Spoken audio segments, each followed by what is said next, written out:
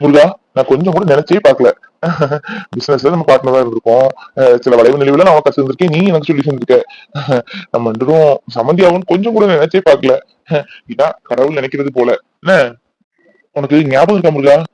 முத நீ ஆபீஸ்ல நீ வரும்போது ஒரு ப்ராப்ளமா இருந்து, என்ன சொல்ல, டிக்கெட் ப்ராப்ளம் ஒழுங்கா போட தெரியாம புதுசா வேலைக்கு சேர்ந்தக்குள்ள போட்டு என்ன செய்யன்னு யோசிச்சுட்டு இருக்க நேரம் நீ வந்து அதை சால்வ் பண்ணி கொடுத்த அப்படின்னு நம்ம மேனேஜர் சொன்னாரு. பரவாயில்ல, இங்கிலீஷ் தெரியாது படிக்கல வைக்கலன்னு சொன்னா இவ்வளவு டேலண்டான்னு அப்பமே நினைச்சேன். உன்னோட டேலண்ட்டுக்கு நீ எங்கேயோ வருவே நான் எதிர்பார்த்தேன். அதே மாதிரி கரெக்டா தான் இருக்கு. சொந்தமா டிராவல்ஸ் ஓப்பன் பண்ணிருக்க, அதுவும் உன்னோட ஓன் ஊர்லயே. ஆமா சார், நானும் நினைச்சே பார்க்கல. தொழில எனக்கு கத்துக் கொடுத்த குருவே நீங்க தானே சார். இப்படியோ இருந்தேன், என் வாழ்க்கையை மாத்தி ஏன் நான் இன்னைக்கு என் பசங்க முன்னாடி கம்பீரமா வந்து நிக்கேன்னா அதுக்கு முழு முழு காரணம் நீங்க மட்டும் தான் சார். முருகா, ஊரை ரொம்ப பிடிச்சிருக்கு. எங்க பார்த்தாலும் பச்சை பசேன்னு விவசாயம். இந்த ஊர்ல ஃபுல் அண்ட் ஃபுல் விவசாயம் மட்டும் தானே? விவசாயம் மட்டும்னு சொல்ல முடியாதுமா, தென்னந்தோப்பும் நிறைய இருக்குது. இங்க உள்ள மக்கள் விவசாயத்தை நம்பிதான் ஆனா முக்காவாசி பேர் வாழ்ந்துட்டு இருக்காங்க. அப்பெல்லாம் அப்படி இல்ல, முழுக்க எல்லாரும் விவசாயம் மட்டும்தான். இப்ப நாகரிகம் ஆயிடுச்சு, படிப்பறிவு எல்லாருக்கும் வந்துருச்சு. அதனால பிள்ளைங்க எல்லாம் படிச்சு அப்படி இப்படின்னு வெளியூருக்கு படிக்க போயிருச்சு. அவங்க அம்மா அப்பா அவங்க இன்னும் அந்த தொழில் அப்படிதான் இருக்காங்க. விவசாயம் தான். இந்தா என் பையனுக்கே விவசாயத்தை தவிர வேற எதுவும் தெரியாது என் இளைய மகனுக்கு. விவசாயத்துல விட்டுட்டோம்னு வைங்களேன், ஆக்கு வேற ஆணி வேற கலத்தி தள்ளிடுவான். மேடம் சார், எல்லாரும் இந்த 2 நாள் இருந்து ஊர்லாம் சுத்தி பார்த்துட்டு குலதெய்வம் கோயிலுக்கு போயிட்டு போலாமே சார். இல்ல முருகேசா, எனக்கும் ஒர்க் இருக்குல்ல. உனக்காவது பிள்ளைங்க கவனிச்சுப்பாங்க. எனக்கு நான் மட்டும் தான் போனாதான் வேலையை பார்க்க முடியும். என் பையன் இன்னும் கத்துக்கல எதுவுமே. கூடிய சீக்கிரம் அநேகமா நம்ம ஃபீல்ட்ல வந்துருவான்னு நினைக்கிறேன். பாப்போம். நல்லதானே போகுதே. காமாட்சி, பூமாரியை கூட்டிட்டு வாமா.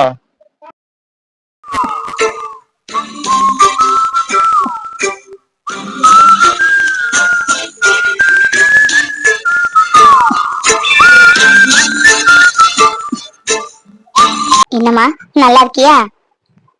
ஆ, நல்லா இருக்கேன் மேடம். நீங்க நல்லா இருக்கீங்களா? பூமாரி, எல்லாரும் காஃபி குடுமா.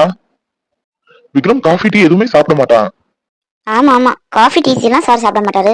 அதை தவிர மீதி எல்லாம் சாப்பிடுவாரு, பாட்டில் பாட்டிலா. ஷோ, கடவுளே, எப்படியாவது பொண்ணுட்டு பேசணும்னு சொல்லிட மாட்டானா? நம்ம கதையை சொல்லி புரிய வச்சு இந்த இனி அடுத்தடுத்த ஸ்டெப்பு போகாம பாத்துக்கணும். பொண்ணு பார்க்கணும் ஆரம்பிச்சிட்டாங்க, நிச்சயம் கிச்சேன்னு போயிட்டாங்கன்னா கடவுளே. இந்த பொண்ணுகிட்ட எப்படியாவது தனியா பேசணும்னு சொல்லணும். உன்னை பிடிச்சோ இல்ல உன்னை கல்யாணம் பண்ண நோக்கத்திலேயோ நான் உன்னை பொண்ணு பார்க்க வரல. வீட்டுல உங்களுக்கு பிடிச்சிருக்கு, அது இல்லாம ஃபோர்ஸ் பண்ணாங்க. அதுக்காக தான் உன்னை பார்க்க வந்தேன். உன்னை கல்யாணம் பண்ண எந்த எண்ணமும் எனக்கு கிடையாது. அது மட்டும் இல்லாம என்ன பிடிக்கலன்னு நீயே உங்க வீட்டுல உன் வாயாலே சொல்லிடுமா. நானே ஏதாவது சொன்னேன்னா அம்மா அப்பா ஃபீல் பண்ணுவாங்க கண்டிப்பா. ரொம்ப பிடிச்சிருக்கு அப்படின்னு சொல்லி இந்த பொண்ணுட்டு பேசி இந்த இன்னோடி இதை முடிச்சிட வேண்டியதான். அடுத்தடுத்த நிச்சயம் கல்யாணம் சொன்னா நம்ம என்ன செய்ய முடியும்? என் அனிதா இருந்த இடத்துல வேற யாரையும் வச்சு என்னால நினைச்சு கூட பார்க்க முடியல. உட்காருமா, பரவாயில்ல உட்காரு. நமக்குள்ள என்ன ஃபார்மாலிட்டிஸ் இருக்கு? நம்ம எப்பவுமே இன்டர்வியூ ஆன ஆளுக தானே. உட்காரு பூமாரி. இல்ல, இருக்கட்டும் மேடம், பரவாயில்ல, நிக்கிறேன். பெரியவங்க எல்லாம் உட்கார்ந்து இருக்காங்கல்ல. பூமாரி உட்காருமா, மேடம் ஆசைப்படுறாங்களே, உட்காரு. ஆ, சரிங்கப்பா. நல்ல பொண்ணா இருக்க பூமாரி. இந்த காலத்துல சபநாகரிகம் தெரிஞ்சு யார் இருக்காங்க? பெரியவங்கன்னு இருக்காங்கன்னு கூட பாக்காம கால் மேல கால் போட்டு உட்காருவாங்க. நல்லாதான் வளர்த்திருக்கீங்க முருகன் எங்க பிள்ளைய. பூமாரி, எங்களுக்கு உன்னை ரொம்ப ரொம்ப பிடிச்சிருக்கு. உனக்கு பிடிச்சிருக்காமா? எங்க வீடுதான் வந்து பார்த்தேல்ல. நான் ஒரு மாமியார் மாதிரி நடந்துக்க மாட்டேன், அம்மா மாதிரி நடந்துப்பேன். ஏன்னா எனக்கு பொம்பளை பிள்ளைங்களே கிடையாது. நாங்க தான் 4 அக்கா தங்கச்சி. ஆனா எனக்கு ஒரு பொம்பளை பிள்ளையாவது பிறக்குன்னு பார்த்தேன். என்ன செய்ய, 2 ஆம்பளை பிள்ளையாவே பிறந்துட்டு. சார், என் தங்கச்சியை பத்தி நானே சொல்லி நினைக்காதீங்க. தங்கச்சி நல்ல பொண்ணு, குனிஞ்சதால நிம்மற மாட்டா. காலேஜுக்கு கூட நான் படிக்கிறியா என்னன்னு கேட்டு நானா தான் கொண்டு சேர்த்தேன். வீட்லயே தான் இருந்தா. ஒரு வருஷத்துக்கு அப்புறம் காலேஜ்ல நான் தான் கொண்டு சேர்த்தேன். நல்ல படிப்பா. என்ன அவ கொஞ்சம் படிக்கணும்னு ஆசைப்படுதா, அதுதான், மத்தபடி வேற எதுவும் இல்ல. கவலையே படாதீங்க. இங்க படிப்பை நிப்பாட்டினா கூட இதுல இருந்து கண்டினியூ பண்ணி நான் எங்க ஊர்ல காலேஜ்லயே கொஞ்சம் நல்ல காலேஜா பார்த்து சேர்க்கிறேன். அது மட்டும் இல்ல, பொம்பளை பிள்ளைங்களுக்கு படிப்பறிவு ரொம்ப ரொம்ப முக்கியம்னு நினைக்கிறேன் நானு. என் ஒய்ஃபே கரஸ்ல படி அப்படின்னு சொல்லதான் நினைச்சேன். அவளுக்கு அதுல இன்ட்ரெஸ்ட் இல்ல. அது மட்டும் இல்லாம நமக்கு இது பிரான்சஸ் நிறைய இருக்குது. நாங்க இருக்கிற ஏரியாலே என் மகன் ஒரு பிரான்சஸ் பார்த்தா கூட என் பொண்ணு ஒரு பிரான்ச் பாத்துக்கிடுவா. என் பொண்ணுன்னு சொன்னது பூ மாறிய. அதனால கண்டிப்பா நான் படிக்க வைப்பேன். அதனால நீங்க எந்த கவலையும் பட வேண்டாம். அம்மா, பொண்ணுட்ட நான் கொஞ்சம் பேசணும் தனியா. முருகன், பொண்ணுட்ட முருகன் பேசணும்னு ஆசைப்படுறான். மேடம், சொல்லியேன்னு தப்பா எடுத்துக்காதீங்க மேடம். நாங்க இருக்குது கிராமம், உங்க ஊர் மாதிரி டவுன் கிடையாது. பொண்ணையும் மாப்பிள்ளையும் நிச்சயம் முடியறதுக்கு முன்னாடி பேச வச்சா ஊர்ல பலதும் பேசுவாங்க. இதுவே யாருக்குமே தெரியாது. இந்தா இவருக்கு தங்கச்சியில கூட நான் சொல்லல. எதுவும் நினைச்சுக்கிறாதீங்க. ஓகே ஓகே, நோ ப்ராப்ளமா. அதை பத்தி ஒண்ணும் இல்ல. பையனை பிடிச்சதுனால தானே பொண்ணு பார்க்க வர சொல்லியிருக்கீங்க. It's no problem. என்கேஜ்மெண்ட்டுக்கு அப்புறம் பேசிக்கலாம். என்னடா? ஷோ இந்த பொண்ணுகிட்ட பேசி எடுத்து இப்பவுமே எல்லாம் ஸ்டாப் பண்ணிடலான்னு பார்த்தா அடுத்து என்கேஜ்மெண்ட் வேற போறாங்களே. ம், விக்ரம், என்னடா நீ ஏன் பேசிக்கிற? இது அவங்க சொன்ன மாதிரி வில்லேஜ், சரியா? நம்ம ஊர் மாதிரி இல்ல. என்கேஜ்மெண்ட் அப்புறம் நீ தாராளமா பொம்மாட்ட பேசிக்கோ. அப்புறம் எந்த அப்ஜெக்ஷனும் இல்ல, யாரும் எதுவும் சொல்ல மாட்டாங்க. சொன்னா நான் பாத்துக்கிறேன்டா. சார், உங்க அளவுக்கு பூமாரிக்கு எனக்கு எதுவும் செய்ய முடியாட்டாலும் என் பிள்ளைக்கு நான் கொஞ்சம் சேர்த்து வச்சிருக்கேன். நாங்கன்னுட்டு அது போட்டு சீர் சிறப்போடி செய்யதான் சார் செய்வேன். நீங்க அதெல்லாம் வேண்டான்னு சொல்லக்கூடாது. என்ன முருகேசன், திரும்ப திரும்ப அதுலயே வரைய? நான் எப்பவுமே யார்ட்டையும் சொல்லதான் செஞ்சேன். இந்த வரதட்சணை நகனட்டு இதுல எல்லாம் எனக்கு எந்த உடன்பாடும் கிடையாது. எங்க வீட்டுல எல்லாமே இல்ல. அதனால வர்ற பொண்ணு எங்க மகன் மாதிரி. எங்க மகளுக்கு நாங்க செய்ய மாட்டோமா சொல்லு? சரி, நீ ஆசைப்படுறதுனால உன் பிள்ளைக்கு சேர்த்து வச்ச மட்டும் போடு. அதுக்காக கடன் வாங்கியோ கஷ்டப்பட்டோ அப்படி இப்படி எதுவும் செய்யணும் அவசியம் இல்ல, சரியா? முருகேசா, ரொம்ப டிலே பண்ண வேணாம். இப்ப பொண்ணை பார்த்தாச்சு, ரொம்ப பிடிச்சு போச்சு. கூடிய சீக்கிரம் இந்த மாசத்துல ஒரு நல்ல நாளா பார்த்து நிச்சயமும் வச்சிடலாம். இந்த மாசம் கடைசியிலே இல்லாட்டி நிச்சயமும் கல்யாணம் சேர்ந்த மாதிரி வச்சுக்கலாமே. எப்படி? இங்க எதுவும் ஜோசி இருக்காரா? போய் பாக்கலாமா? சார், இங்க நல்ல ஜோசியர் நிறைய பேர் இருக்காங்க.